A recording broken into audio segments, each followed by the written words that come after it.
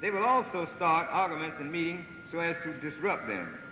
They also try to turn niggers away from the Islam by accusing Muhammad and other Muslim officials of stealing money out of the Muslim treasury, because the FBI knows that most niggers will believe those kind of false charges without any proof. Even though I would enjoy seeing Muhammad hanged from a Harlem lamppost, I have to admit that he does not steal from his own followers. We are both familiar enough with the red FBI methods to know that the FBI plans to frame the Muslim by having niggers. FBI pimps use violence and then blame it on the Muslim instead of using illegal FBI police state methods. I suggest that we put the Muslim out of business with the white Christian methods that have worked so well in the South. Besides, any spies you put among the Muslims will probably be killed. Those Muslims are the meanest niggas in the world.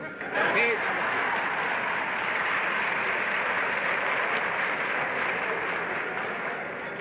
2. You need to realize that Muhammad has organized several 100,000 Negroes throughout America. His Muslim temple are springing up everywhere. He has several temples in my home city of Atlanta.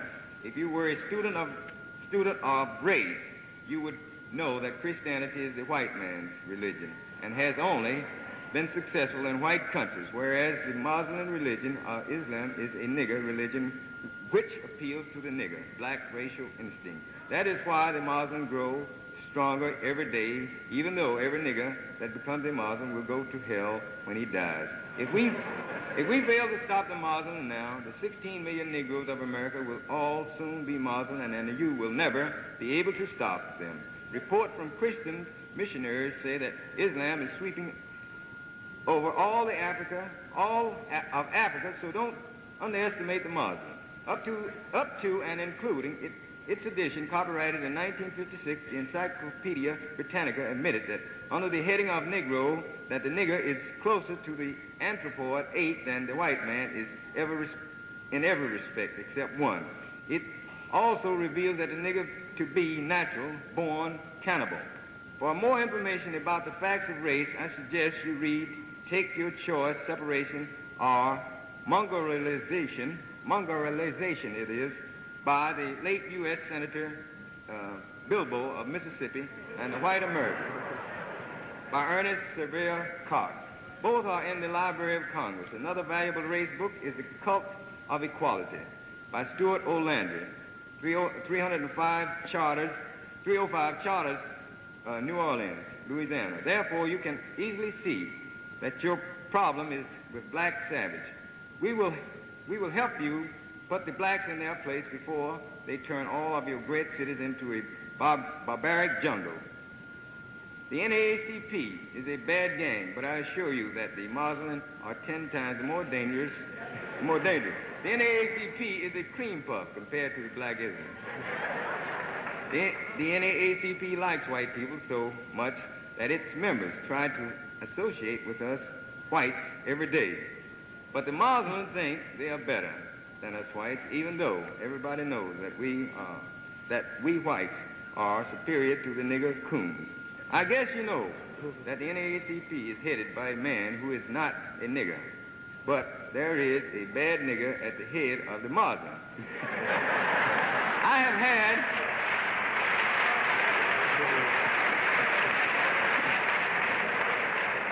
I've had white Christian friends write to many magazines inciting them to denounce Muhammad and his Muslims so as to scare many cowed Negroes away from him. So far, I have managed to sick both Times Magazine and U.S. News and World Report on them.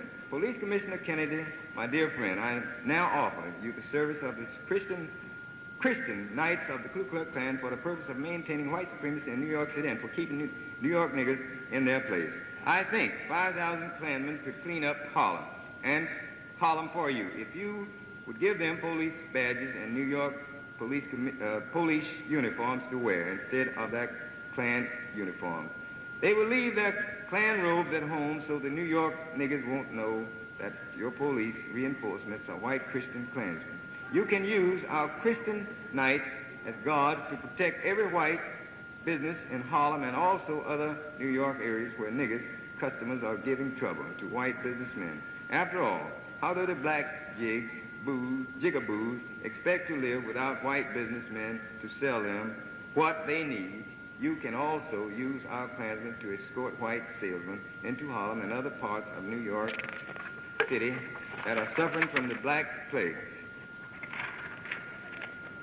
I will expect you to supply my Klansmen with police pistols so they won't have to carry their own pistols. They will also require machine guns, riot guns, tear gas, and big clubs. They will especially want some big sticks with iron inside the wood so they can crack hard niggers' skulls. Niggers have thicker skulls and smaller skulls than we whites.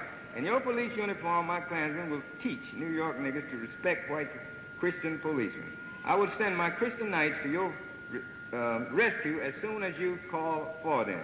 Do you want to keep the plan secret or make them public? If we give publicity to these plans, the yellow-livered, cowardly darkies would probably start shaking in their shoes and showing proper respect for white people before the arrival of the Ku Klux Klan. Please advise. In case you decide to keep our plan secret, remember that the secret might leak out. In case of a leak, strongly deny that you have called for the support of the Christian Knights of the Ku Klux Klan. I want you to jump up and down and scream when you tell the newspapermen that you are not working together in case our plan leaks out. That will keep them from saying anything. Tell your superiors to take their choice. You can either accept our support and have white supremacy in your giant city, or you can retreat and abandon New York City to Elijah Muhammad, his Muslim and his black supremacy. I know we will enjoy working together to roll back the black locusts. Together, my dear friends, we will save New York City for the white race, the race that built civilization. In the Christian bond of white racial brotherhood, I remain yours truly, yours of Christ, for Christ, race and country. The Imperial Wizard of the Ku Klux Klan. Thank you. Brothers and sisters, just a minute. We thank the brother for reading this letter to you. Our time is just about up here, but here's a letter that he wrote me directly. He sent me a copy of this commissioner's letter. I don't know why he wanted to send me the copy of the commissioner's letter, but he sent me also a copy of my letter, but we don't have time to, or rather sent to me a letter directly to me. And we don't have time to read this letter, but I will say to you, the brother may read just 3 lines, or first paragraph here. Infidel, I have your black Muslim on the run, and I will soon put you out of business. That being the case,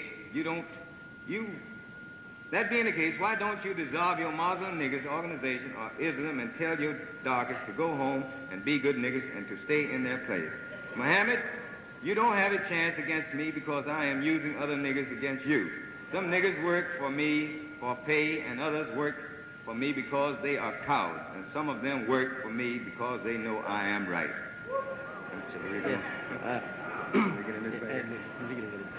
You will have to admit that I kept you from speaking in Indianapolis recently. For several months I have been operating out of my special Louisville base to build the Klan stronger in the border states, especially Indiana. Therefore, when I heard you were planning to speak in Indianapolis, I drove over to Indianapolis and had a conference with local Klan leaders. They told me I had nothing to worry about because they would scare the coward Negroes in Indianapolis. They then got prominent people to call on Reverend Harding and other leaders of the nigger community in Indianapolis and headed you off. We were also able to frighten you and your black friends with the police. Of course, I told them to threaten you with other laws instead of that unconstitutional law that says you can't hate anybody, whatever that means. Yes, thank you, brother. Thank you very much. Brothers and sisters, you have heard these letters read, and a part of another letter here, which I would like that you heard the whole entire 2 pages of it. And you will find out that this Klan's leader boasts that he have the preachers of the church on his side, and that several of them is working directly with him. And I don't think that they actually know that they are working with him, but this is enough for them to learn. And this is enough for you to know what they are doing against you. Think over these things. They like to beat your head. They like to kill you. They like to deprive you of justice. They don't want you enjoying the same freedom that they enjoy. They don't want you in a good home.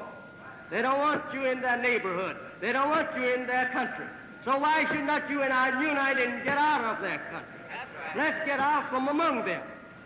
Will everyone please hold your seat just for one more minute until our beloved leader and teacher finishes. Please hold your seat for just a few more moments. Thank you. So this here this afternoon was mostly to acquaint you with just what was going on and who is the real root hate teacher and the real root troublemaker. I wanted you to know that. We are not making trouble nowhere in this country. We're not trying to make trouble. We don't intend to make trouble.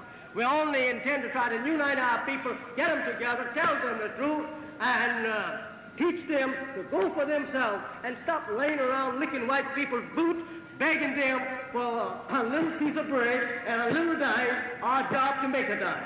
Let us unite and get together, take our black woman to ourselves, and protect her from the white lynchers and from the white rapers. And if we can't do that, then let us go commit suicide ourselves. Because we're not fit to be a race of people if we cannot protect ourselves and our woman. We just cannot be fit to be called a race of people. The white people are coming in your own houses today, walking in the street, grabbing up your girls off the street, raping them, doing whatever they please. Your paper is full of that stuff every week. I said, let you and I unite together, beat our children back in the house, and stop them from trying to be white children, stop them from mixing with them even as much.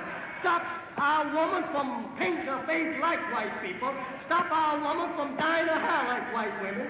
Stop our woman from rouging her lips like white women. Make our woman be our woman. Give her a home to herself.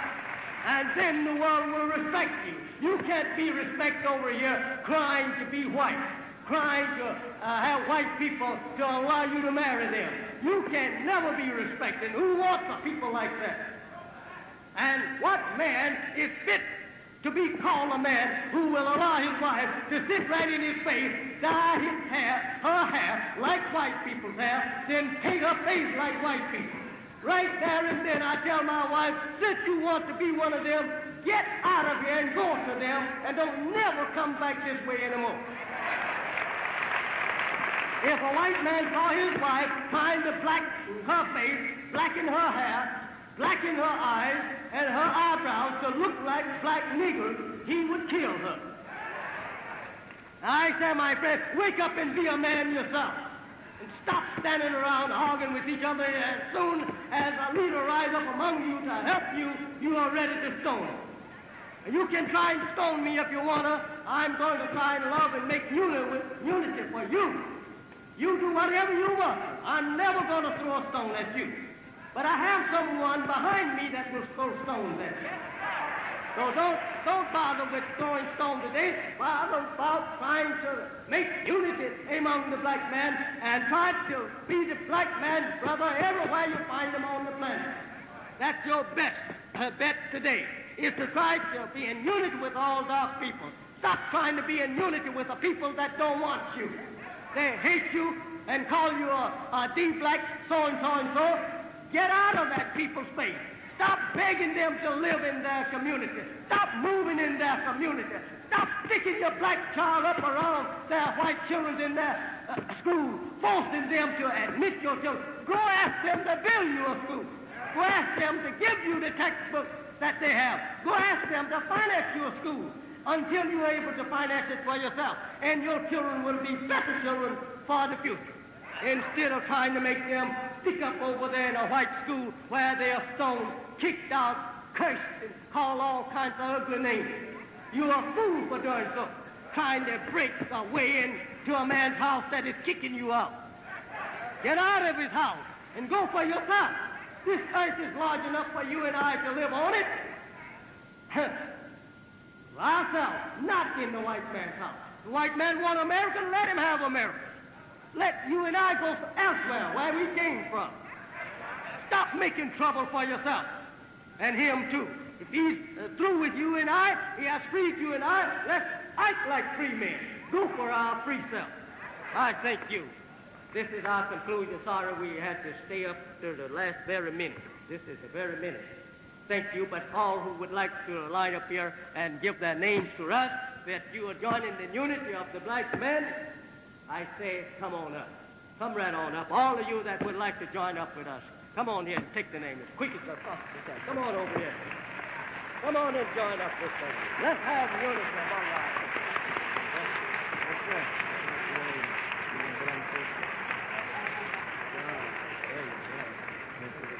Come on forward, brothers and sisters. Ku Klux Klan and not. Tell the rest to hold their seat.